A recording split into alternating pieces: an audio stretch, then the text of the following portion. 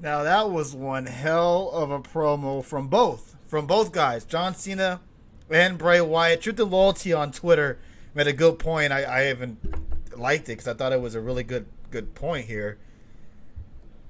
Is there real life beef between Bray Wyatt and John Cena? Because man, John Cena, my god damn, he dug in deep on that promo, saying that he's going to bury Bray Wyatt, calling him lazy, just going all out. All the negative things you could say about a wrestler, that's what he did. And it seems like once that time he lost to John Cena at WrestleMania, Bray Wyatt slowly started to decline. And I think even Bray Wyatt would admit to that as well. And Bray Wyatt returned with a fantastic promo as well. What are your thoughts on this, Dave? Because I wasn't really feeling this match at first, but this might be the match I'm, other than the Edge and Randy Orton, is the match I'm really looking forward to seeing at WrestleMania. What did you think of the segment last night? I liked it, but I hated the fact that this stuff was so good, and it really felt like WrestleMania season with this, and it was done in front of no one. Can you imagine the reaction it could have got? And this is probably one of Bray Wyatt as Bray Wyatt, like on SmackDown. I think one of the first times he's been there live as his Yowie Wowie Bray Wyatt, Mr. Rogers character. I don't remember him really doing too many live segments on TV. Right. This could have been the only time. I don't know, but I mean, this was really good by both guys. John Cena when it seems like it's personal, that's when it feels like it's at its best, and this felt personal. And John Cena just saying he's going to bury Bray Wyatt, and how he's right, how he's never been buried, and even though he's lost all these great matches, but he's never been said he's buried, because it's basically owning up to saying that he buries people. Bray took our lovely announcer and knocked her up, never to be seen again.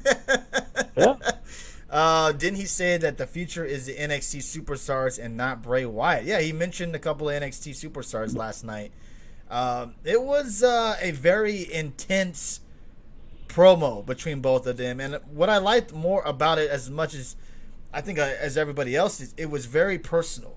They took shots at each other, not your normal "I'm gonna beat your ass" shot. Like, they dug in deep on these personal shots. Calling Bray Wyatt a lazy wrestler, something that he's probably been told millions of times on Twitter, is probably not something he wants to hear from John Cena, one of the top guys in the WWE. So I thought it was a really, really good ending to SmackDown last night. Like you said, in front of nobody, so it might have gotten a better reaction with the fans being there. But I still thought ending the show the way they did, I thought it was a really, really good ending to SmackDown. Promo speaking is one of Bray's strong points. They show that in their look back at FCW show they aired, says Steven 2411. Still annoying that he hasn't mentioned losing to the title once. Now he looks like Kofi, says Mr. AEW. But he didn't lose it, the Fiend did. Claus says Bray should do more promos like this. I agree. I miss the old Bray. The old Bray, but it seems like this Bray seems to really have clicked with the fans for some reason. I don't know.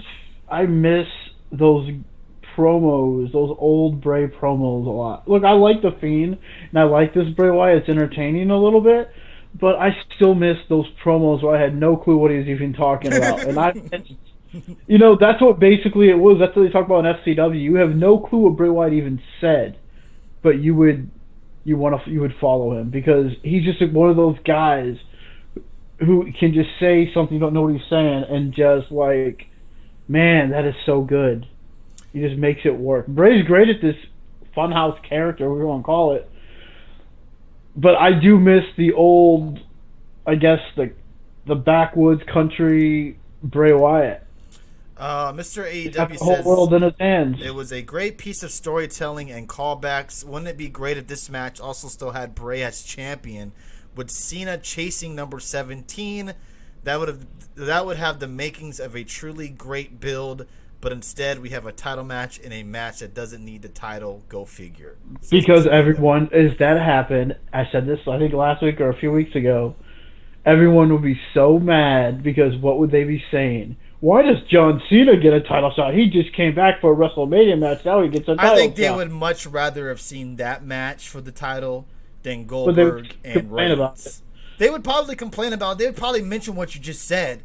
But I think if they did this build-up and maybe John Cena explained why he's getting a title shot, which they would, I would assume, I think fans would get more invested into this match. The Goldberg and Reigns match, people know it's not about the wrestling. It's about the showcase. It's about the spear versus the spear. That's what it's all about. You know, how many times are we going to hear that before WrestleMania happens? We know what it's really about, though. It's really about not having the fans booing Roman Reigns when he wins the title. Well, it's going to happen regardless. Too bad Bray has to wrestle shit matches, says Ian Dunn. I agree with you on that. I miss the singing "The Whole World's in My Hands" by the crowd, says Shroom yes, Richie Vargas is apparently interested in buying me a Joey Ryan and my fucking hatred towards Madison Rayne. I'm sorry if you're a Madison Rayne fan, not a fan of her at all, but for some reason Richie Vargas wants me to wear her shirt on our show. You're going to talk about wrestlers stop wrestling during commercial break. What is your thoughts on that? We got two more stuff to talk about with SmackDown. No clips. But Sean Ross Sapp is getting kind of a little bit of heat with this. I don't know. You saw it.